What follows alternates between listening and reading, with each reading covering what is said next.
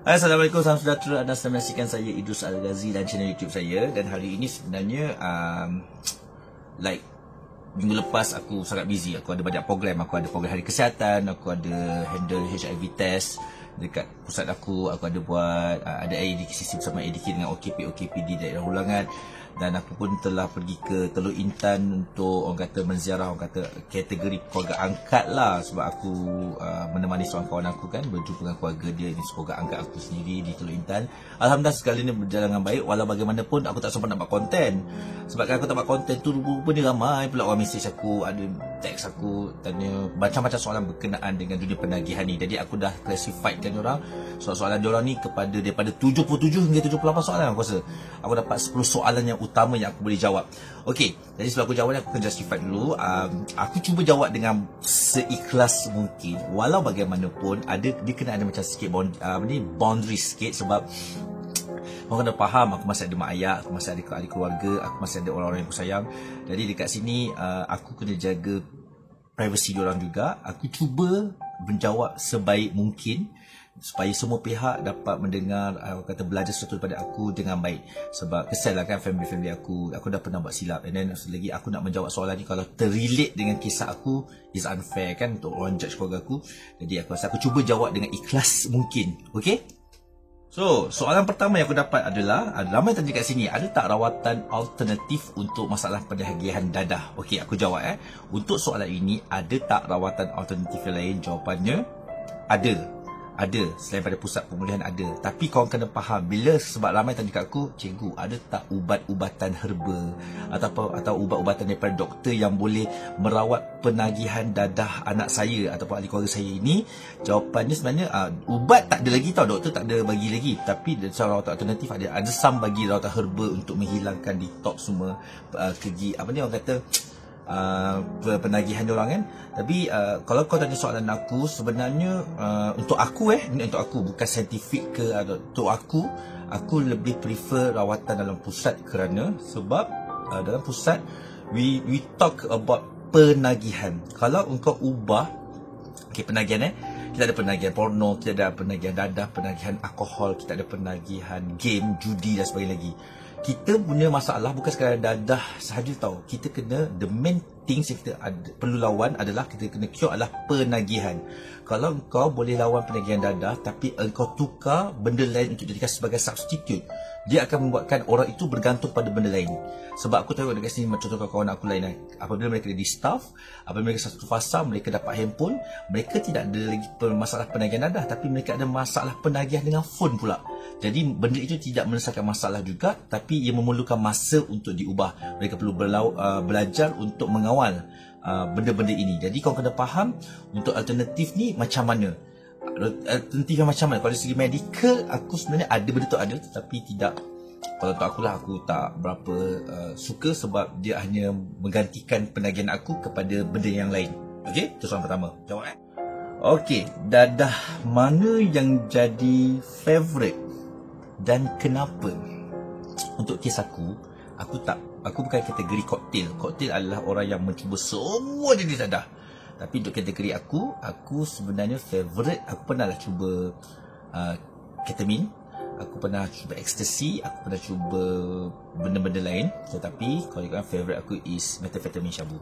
Sebab dia lain, dia stimulant drugs, dia sintetik, dia membuatkan aku feeling aku best. Endorphin aku rasa macam wow.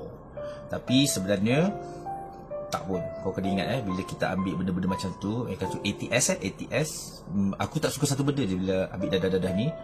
Satu benda yang aku rasa macam ada yang membuat aku potong adalah bila kau dah habis, kalau kau dah macam dah penat dan sebagainya lagi, kau akan berada di fasa murung yang moody, yang sangat depressed, yang sangat teruk 3 hari. 3 hari untuk aku 3 hari. So kau akan moody, kau akan penat, kau rasa macam kau tak boleh. Kadang orang suka ambil gunting sebelah tu je, aku rasa macam habis ni lah. So itulah yang aku learn benda tu, sebab aku tak sedar kan. Dan sekarang ni dia tidak menjadi favourite aku lagi. Dah lah, serik. So harap aku punya kepulangan ni konsisten. Okay, so aku tak suka, dah tak suka dah. It's not favourite anymore, it's not favourite. Tapi kalau kau tanya zaman dulu, aku suka lah dulu methamphetamine, sekarang tak. Rosak lah hidup aku. Okay, berapa kali relapse dalam rawatan? Maksudnya dalam pusat lah kan? Jawapannya none. Tak ada. Alhamdulillah sekarang ni tak ada. Cuma aku cakap, aku pernah berhenti sendiri tanpa rawatan masa dulu aku pernah di stop. Aku pernah berjaya stop setahun. Tapi aku trigger dengan satu filem ni. Filem apa ni? Leonardo DiCaprio. Apa yang Wolf Gang Street, apa benda dah? Wolf Wall Street. Leonardo DiCaprio. Sebab cerita tu macam bagi aku, dia trigger aku sebab every 3 minutes dia mesti ada scenes drugs and sex. So aku memang trigger habis-habisan dan aku jatuh sebab benda. Setahun aku juga step out. So aku tak boleh. Masa aku tak ada ilmu. Sekarang ni alhamdulillah, aku rasa aku insyaAllah dengan sistem berkat doa mak ayah aku pun aku rasa okay. So aku kena avoid tengok benda-benda yang drama-drama yang atau filem-filem yang macam nonsense tu. Sebab aku pernah relapse dengan benda tu. So aku, jawapan untuk soalan ni, aku tak pernah relapse dengan rawatan lah, alhamdulillah. Okey, penagihan boleh diubati. Okey, kalau kau tanya aku soalan ni sebenarnya agak general dan besar. Dan kalau aku cakap pun aku takut dia membawa pada kontroversi. Jawapan dia adalah, untuk aku penagihan tidak boleh diubati. Penagihan boleh dikawal, perlu dibendung. Sebab penagihan ni ada satu benda yang berlebihan. Penagihan dadah tak boleh diubati tapi boleh diubah. Sebab macam ni ada satu kes aku pernah jumpa dengan orang-orang lama yang pernah orang kata tak ambil dadah for 3 years recovery, 30 tahun, tapi tiba-tiba bila wife dia meninggal, dia jatuh. Tapi dia boleh bangkitkan cepat lah. So aku pernah faham, dia still ambil dadah, dia jatuh, dia sleep lah, dia relapse. Sebenarnya dia relapse, dia kata dia admit dia ambil dadah. So menjawab soalan tu, sebenarnya aku dapat menaksikan bahawa sebenarnya dalam penagihan dadah kau tak boleh diubati, tapi kau perlu mengawal dan kau perlu menjaga kau punya step. Itu yang aku belajar, yang aku faham lah untuk diri aku, dan aku memang put the idea of that. So macam aku kan, sekarang aku tak ambil. Memang aku tak ambil sebab aku tak berhadapan dengan konflik-konflik yang berbahaya. Sekadar bergaduh dengan budak ke, emosi aku, itu normal. Tapi aku pernah terfikir, what's happen if like my parents is gone? Apa yang patut aku lakukan? Adakah aku boleh angkat konflik itu? Ataupun macam katakan satu hari nanti something bad happen to my family lah, family ataupun diri aku, adakah aku boleh mengatasi masalah itu dengan tidak mengambil substance? Itu yang aku fikir jugalah. Tapi aku sentiasa berdoa kepada Allah supaya aku sentiasa kekal dalam kepulihan. Sebab bagi aku, the pioneer is God dalam diri. If we put Allah first, we never be last, right? Pernah berhenti, soalan seterusnya, pernah berhenti, kenapa gagal? Aku rasa aku dah jawab tadi, aku pernah berhenti setahun tapi tak menjadi sebab aku rasa aku trigger dengan sebuah filem tu. Sebab dasar lagi dia tak ada ilmu pun. Bagi aku sebenarnya korang kena faham, bila mereka yang berada di luar tak nak masuk pusat, it's wrong. Masuk pusat bukan sekadar kau dihukum. Jangan fikir kau dihukum, kau belajar sesuatu. Banyak pusat yang offer service, orang kata help, ataupun retreats, tempat-tempat retreats yang offer banyak benda yang kau kena dapat. Tapi sebabkan korang nak layan kau punya sedap dan ketagihan korang, sedap ustaz korang sampai kau lupa sebenarnya mak bapak kau meninggal, anak-anak kau meninggal pun kau tak sedar. Jadi aku rasa sebenarnya benda itu menakutkan korang, menakutkan kita sebenarnya. Jadi kau kena ada ilmu. Sebab benda ini tak ada dalam buku teks dan tak ada dalam silibus sekolah, tak ada dalam universiti ada research. So kena belajar lah. So kita ni bukan budak bodoh pun, kita kena belajar something. Okay, so jawapannya aku pernah relapse dulu, yang dululah pernah bercuba itu. Okay, family members yang support. Alhamdulillah, syukur kepada Allah SWT. Aku mendapat ahli keluarga yang baik. Ibu bapa ayah aku is actually getting better. Sebenarnya dulu masa aku tak ambil drugs dulu, sebelum zaman remaja dulu pun aku tak baik sangat dengan bapak aku. Tapi sekarang ni bila dah macam ni, bila dah bersatu benda berlaku kat aku rasa hubungan kita orang makin baik, getting better. We support each other. And then kalau kau tanya siapa members yang paling rapat dengan aku, of course my mom lah. Memang mak aku memang satu. But sometimes aku refer pada bapak aku juga. Nombor 3 adalah adik aku. Adik aku. Adik aku seorang adik lelaki ni memang sangat rapat. Aku macam share sebab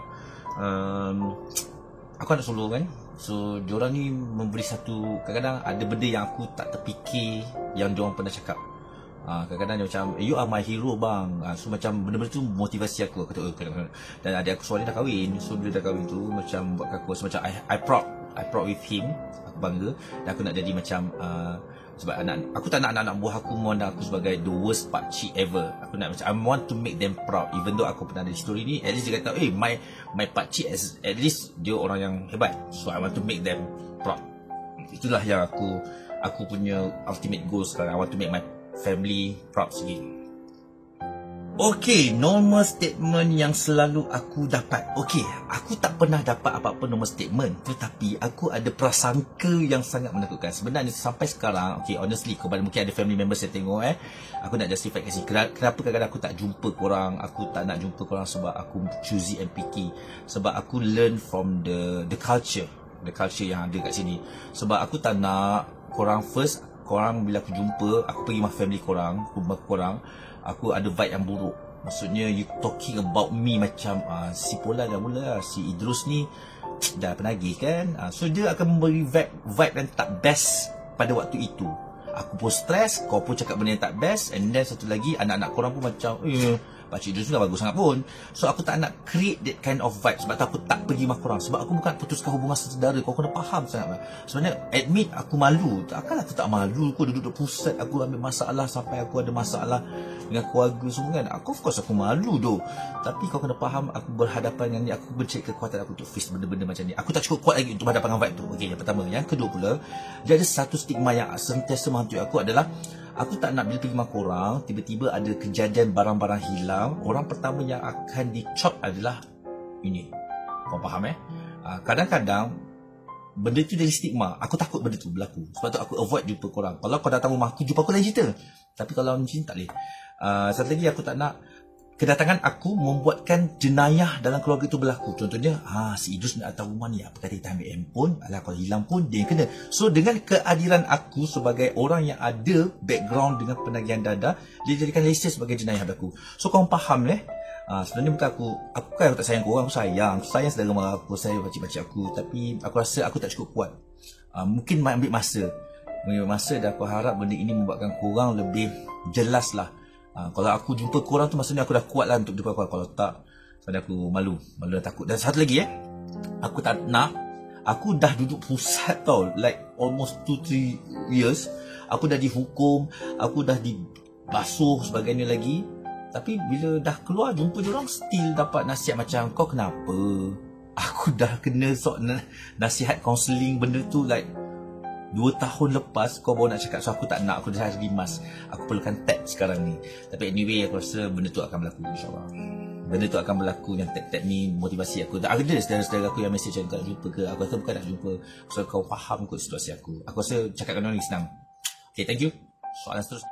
Okay, soalan seterusnya adalah halangan dan kesukaran kepulihan. Apakah difficulties ataupun hardship yang aku hadapi dalam nak dapat lentak kepulihan ni? Banyak tu. Kalau aku tanya kawan-kawan aku yang lain, pasal yang apa ni, penghuni lain, ada yang cakap pasal orang kata family lah, ada yang cakap pasal orang kata trigger lah, lemah lah. Kalau kau tanya aku personally, aku adalah emotion. Aku adalah orang yang aku adalah orang yang sangat beremosi macam ni tau. Sebab kau kena faham, aku tolong orang kat sini. Aku bukan sekadar menjaga 67 orang dengan kawan-kawan yang lain. Okay? Aku juga menjaga ramai family kat sini. Jadi emosi mereka absorb kat aku. Jadi aku ni a lot of mixture of emotion dalam diri aku. Jadi untuk aku, halangan aku untuk mengakukan emosi, kadang-kadang aku tak relapse, tapi aku ada emotional relapse. Aku buat kata kaunselor, simptom tu tak ada, memang taklah aku ambil nak datuk, tapi cuma orang kata perangai atau emosi penagih tu ada. Kadang-kadang bila aku terlalu marah, aku marah kau masih ada. Tapi aku learn dan aku belajar banyak tips teknik aku buat, timeline dan sebagainya lagi. Jadi untuk aku, kesusahan aku untuk berubah adalah emotion aku. Aku kena belajar untuk mengawal emosi aku sendiri. Emosi, stres. Sebab sebelum dulu aku ambil substance pun sebab stres, depressed. Aku macam-macam benda lah. Aku overthink. Aku suka overthink. Aku adalah manusia yang selalu fikir jauh sangat. So itu adalah aku. Okay. Can anyone or anything help you to stop? Ada tak orang boleh stopkan aku? Sebenarnya aku adalah orang yang paling senang ni nak stop. Yang aku nak perlukan bantuan adalah aku akan mencari orang yang reliable untuk aku share problem aku. Dan untuk kalau macam aku akan cari orang yang aku rasa macam aku percaya. So anyone or anything, of course I'm looking for a recovery person kot. Macam aku kat sini, kalau katakanlah aku tamat rawatan, aku dah di dunia, aku kat luar, mungkin aku akan rely dengan orang yang macam mungkin pegawai-pegawai di sini. Aku masa tu mungkin aku akan call some of my friends macam, hello brother, I need your help please. Aku adalah orang yang senang. Kepada siapa? Jawapannya adalah orang-orang recovery person. Itu adalah aku. Dan kalau anything to stop, dan anything tak ada, actually is a person. Family is not, family bukan boleh stopkan aku, tapi aku sekarang ni aku recovery person. Sebab aku rasa orang recovery person dia yang orang yang dalam recovery saja yang boleh tolong orang yang mengekalkan kepulihan dia. Bagi akulah itu personnya. So itulah antara soalan-soalan yang aku dapat, yang aku rumuskan. Jadi kalau korang ada soalan-soalan lagi, aku mungkin boleh himpunkan soalan-soalan korang. Aku akan share dengan kawan-kawan aku yang lain pula. Mungkin aku akan interview kawan-kawan aku macam mana nak jawab. Ini adalah based on my experience. Jadi sekian, itu sahaja daripada saya. Semoga perkongsian ini mendapat hikmah. Perkongsian ini memberikan satu, orang kata, impak kepada anda mengenai macam mana orang yang hidup dalam recovery berhadapan. Okey, sampai saja, jangan lupa like, share and subscribe channel ini. Assalamualaikum.